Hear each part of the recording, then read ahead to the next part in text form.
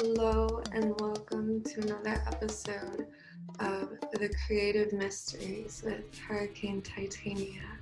Today we're going to be talking about some ideas for the future of entertainment and how those ideas might play out as a collective, as a global system. And yeah, we're really just gonna focus in on the idea of culture, where it is now versus where it could be in art and entertainment.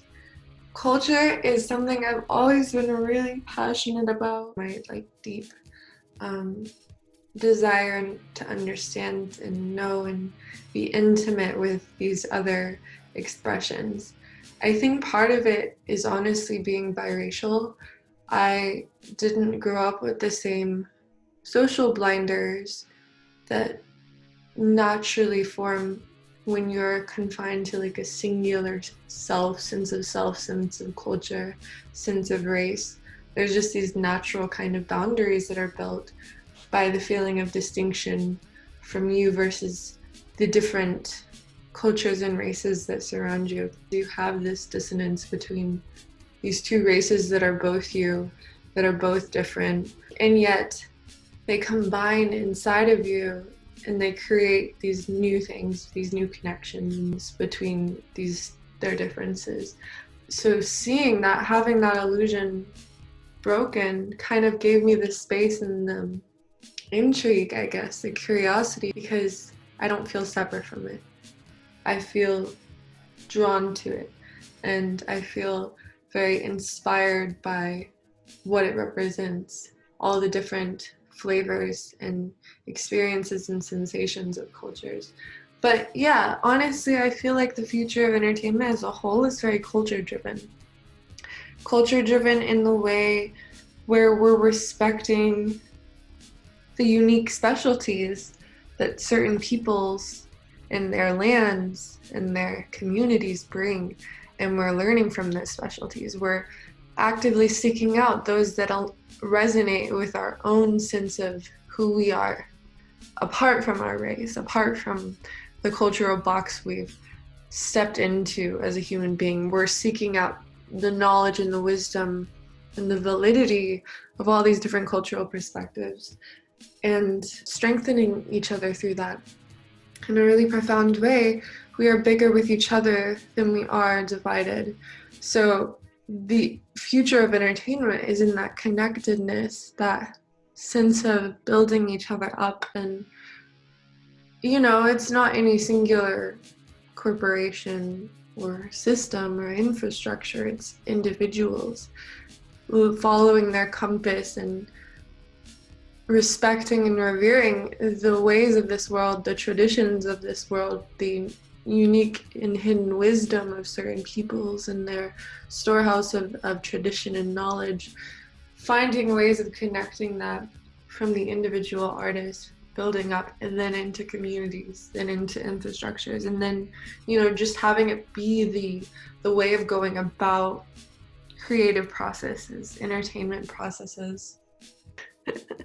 I can go in depth on the cultures that have influenced so much of my own creative soul. I see my creative soul as beyond my human form. Who I am now in my race, half European ancestry, half Middle Eastern Palestinian ancestry, that does influence my connection to my creativity. But my creative soul transcends that. So my creative soul is beyond this world. It's beyond this earth, beyond these forms, beyond these traditions.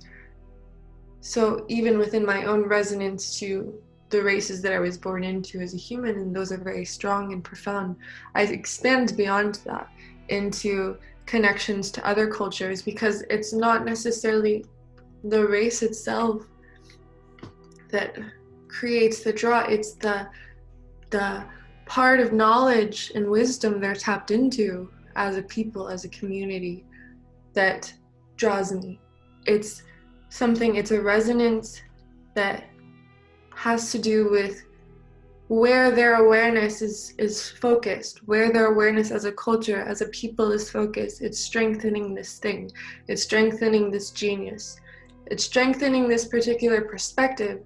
And that perspective, even though it may have to do with factors of their evolution and their lands, none of that takes away from the universal weight of that perspective that that people is particularly tuned and locked into. And it's that which I pull from in my study of other cultures and their art forms. And it's a very respectful process. You aren't trying to take anything from them or step into their uniquely curated identity. You're simply respecting the universal nature of what their culture has built a strong connection to. And you're pooling your respect through your own art by beginning to strengthen your own awareness of this thing. It's just a feeling that pulls you into their world, a feeling that says, this is compelling to me, and I don't know why it's compelling to my creative self, and I'm not sure why, but I know that it means something. And I want to keep looking at it. I want to keep knowing it. I want to keep probing into it. And often cultures and races and people, they build because of that connection that their people had to that force. They build a very strong bridge to it through their traditions, through their art forms. And that bridge is something you can learn from. It's something you can step into. You can't necessarily step into their cultural experience in their body and the race sense of it, but you can step into the bridge of tradition and artistic connection that they've created. Of course, in a very, again, respectful way. You're doing this by humbling yourself to their genius and essentially asking to learn from that genius, seeking to grow through it, seeking to be transformed in your own identity to it. Recently, I've been very immersed in Indian culture and their art. They have a particularly profound theatrical dimension to their culture that I'm just very, very impressed by. It's so visual. It's very visual and musical, and it has this really unique connection to sight in the way that that sight is applied to certain emotions in the body and the experience of it all, which is very fascinating because if you look at a lot of Indian mythos, you'll see so much connection to the eyes, so much connection to the imagery of the eyes and the symbology of the eyes in sight. And you see that in their art. You see that very profoundly. And it's just a very unique space of expression that I particularly resonate to. There's a lot of femininity to it. There's a lot of love and passion inside of it. There's a lot of connection to emotions and the intensity of emotions, the intensity of life, but also the beauty of the senses. And so much of it's tied to rituals and traditions and this mystical foundation, which I just really, really love and respect and appreciate. So I study different styles of Indian dance and the Indian vocal stylings and Indian music with the rags in general. Just that's something that I'm continuing to probe into. The cinema over there is brilliant. I really just love to immerse myself in it. And that influences my artistry. But there's also something like Tahitian culture and Tahitian dance, which my body really loves and appreciates. There's something so sensual and peaceful and grounded and strong about that culture and their dance and their movement.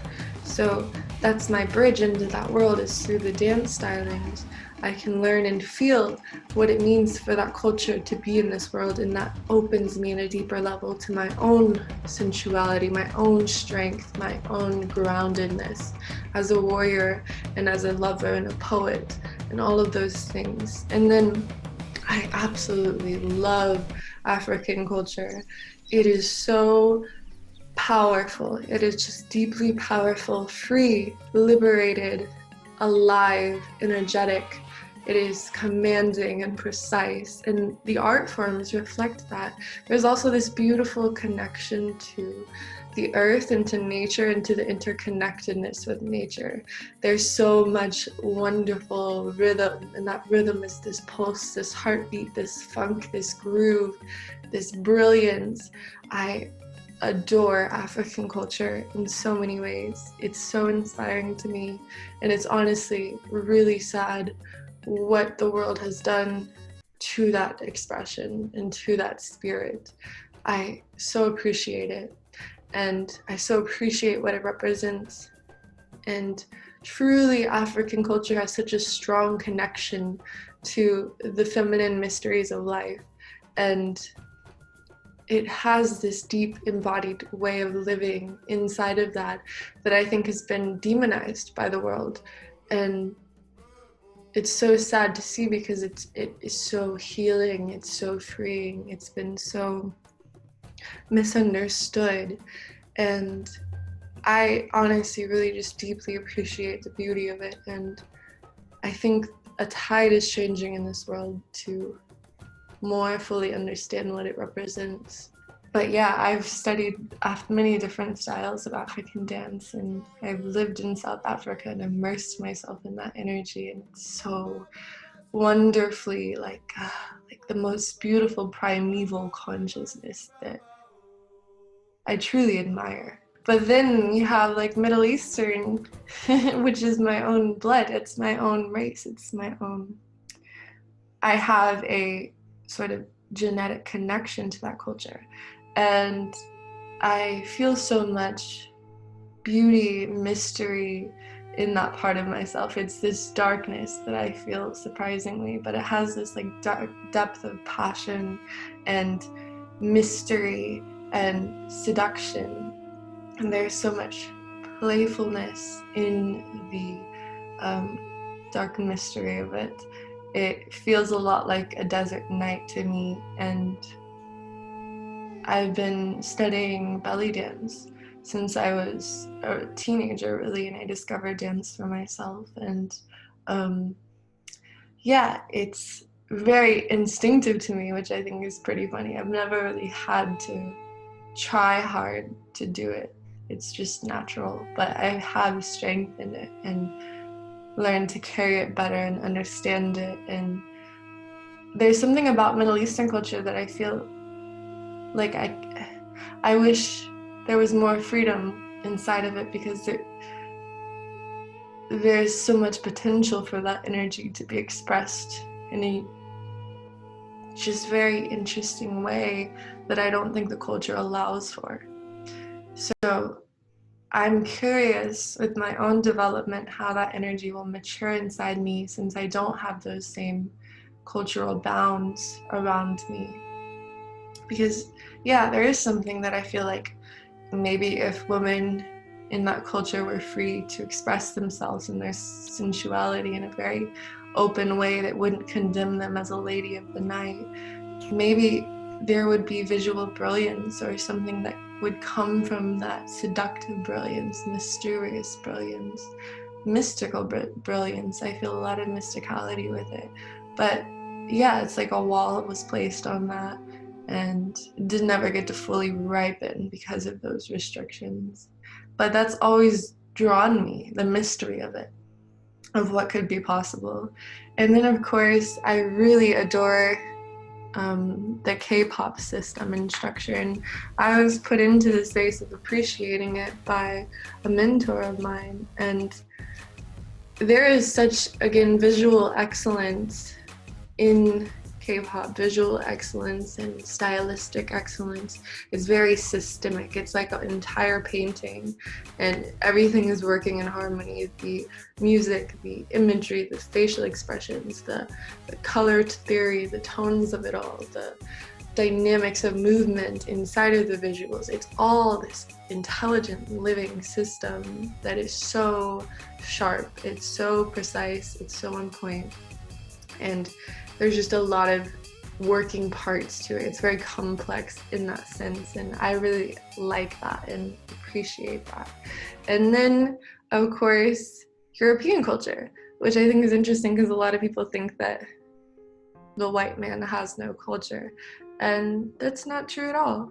There's a lot of culture to Europe, and intelligence to the way they approach things. It's always usually very kind of abstract and conceptual in a certain way.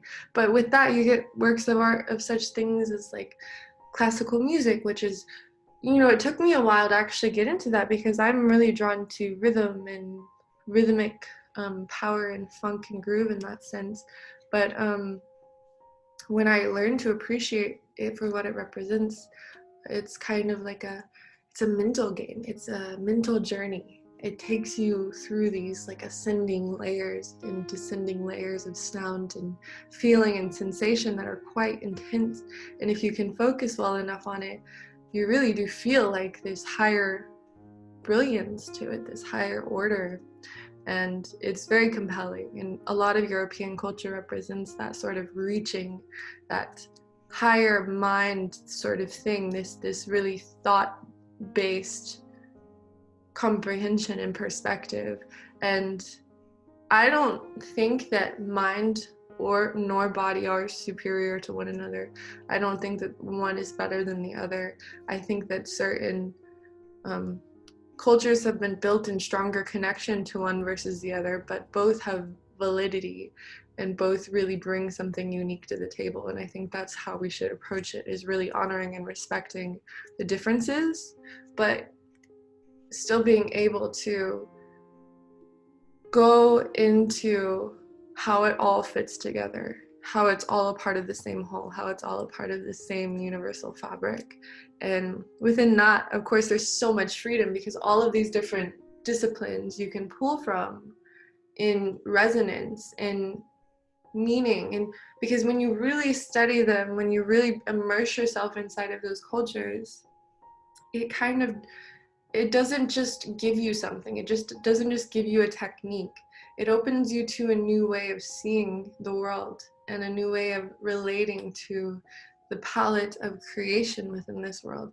And you're strengthened through that and able to really grow in your own comprehension as an artist, as a creative, as far as how you can express something that may have been very enigmatic inside of you, but when you give it these new perspective, it all makes sense and it all has a place. So yeah, this is really where I see entertainment going in the future. I think we're going to build a lot of diplomatic structures and business systems that allow for smooth interplay between cultures. And really, I honestly really just hope and desire to see all of these cultures uplifted in resources and infrastructure, in preservation, in cultural tradition and history. I desire to see them elevated in that and able to work with each other on the same level of respect, the same level of freedom and independence, and yet this interconnected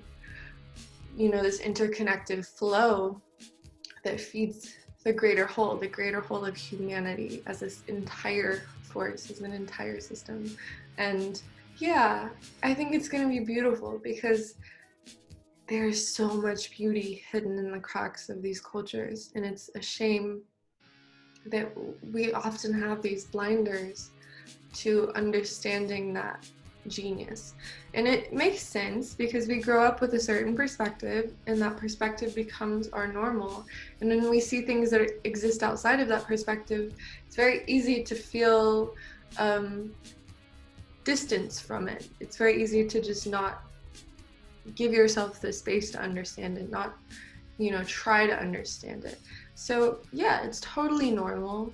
And yet, as a race, I think it's time to move beyond that and really give each other the space to flourish as a collective, yet also creating clear delineations of who each culture represents, what they represent in their perspectives, in their genius, their history, their traditions, their spiritual past, and having those distinctions, yet again, humbling ourselves to learn from each other.